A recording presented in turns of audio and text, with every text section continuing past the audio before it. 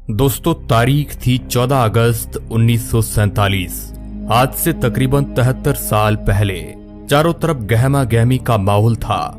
एक तरफ लोगों के अंदर आजादी को लेकर उत्साह बढ़ता जा रहा था, मगर दूसरी तरफ अखंड भारत दो हिस्सों में बंटने की तैयारी पर था।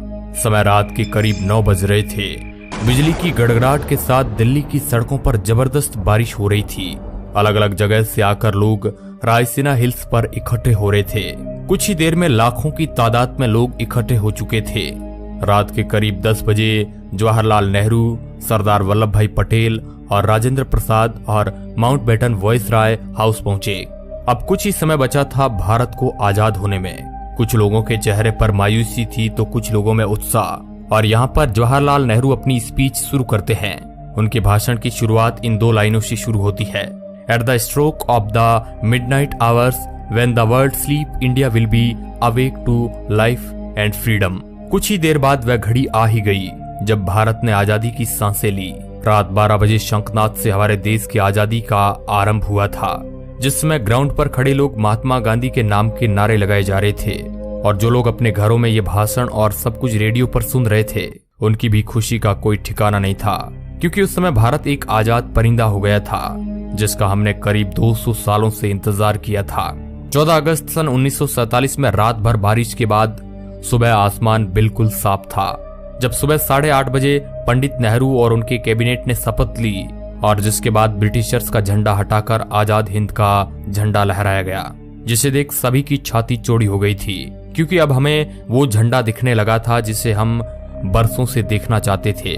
जब राजधानी दिल्ली में आजादी का जश्न मनाया जा रहा था, उस वक्त महात्मा गांधी दिल्ली से हजारों किमी दूर पश्चिमी बंगाल के नोआखली में थे और राज्य में शांति कायम करने का प्रयास कर रहे थे। जानकार बताते हैं कि पंडित नेहरू के ऐतिहासिक भाषण को पूरे देश ने सुना था, मगर गांधी जी नहीं सुन पाए थे।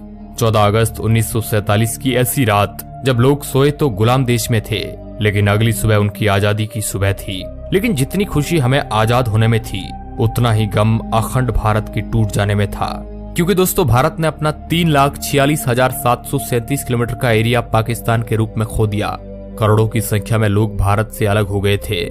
जो लोग कुछ समय पहले ही भाई की तरह जिंदगी जी रहे थे, वे अब एक दूसरे की जान के दुश्मन बन चुके थे, क्योंकि 14 अगस्त के रात 12 बजे भारत और पाकिस्तान का विभाजन हो गया। भारत 2 हिस्सों में बट गया, जिसमें एक हिस्सा पाकिस्तान और दूसरा हिस्सा हिंदुस्तान के नाम हो गया था, जिस वजह से कई सारे दंगे हुए।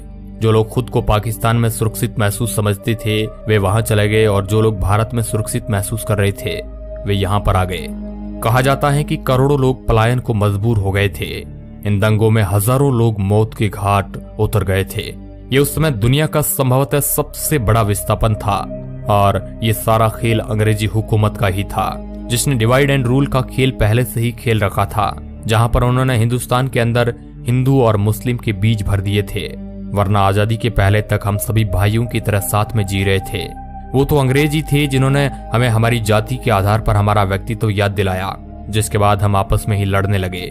और दोस्तों, हिंदुस्तान और पाकिस्तान के विभाजन की सबसे बड़ी वजह ये भी थी कि मोहम्मद अली जिन्ना देश के पहले प्रधानमंत्री बनना चाहते थे, लेकिन पंडित जवाहरलाल नेहरू को प्रधानमंत्री बनाने का वादा महात्मा गांधी पहले ही कर चुके थे, जिस वजह से मोहम्मद अली जिन्ना ने अपना अलग देश मांगा, और इसी वजह से ये सारा फसाद शुरू हुआ, जो 15 अगस्त सन 1947 में खत्म हुआ। दोस्तों, हम आपको बता दें कि भारत को आजाद करने की बात बहुत पहले से ही चल रही थी, और इसी वजह से ब्रिटिशर्स ने माउंटबेटन को भारत का आखिरी वॉइसराय बनाया था, ताकि इसके बाद भारत को आजाद देश घोषित कर दिया जाए।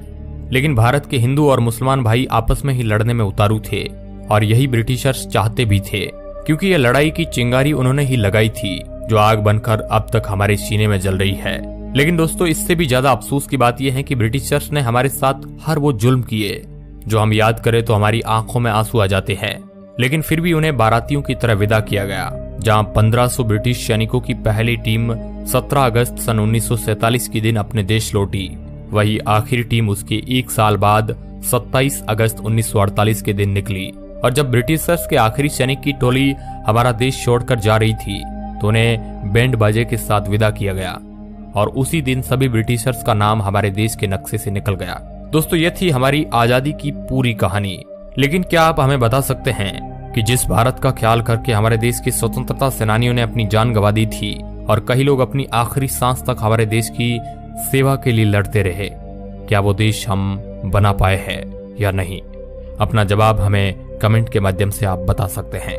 इस वीडियो रिपोर्ट के अंत तक बने रहने के लिए आपका बहुत बहुत धन्यवाद।